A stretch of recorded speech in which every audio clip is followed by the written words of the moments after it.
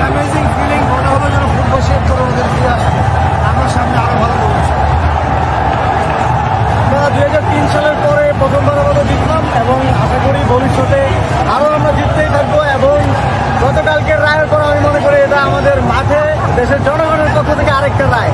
Thank you.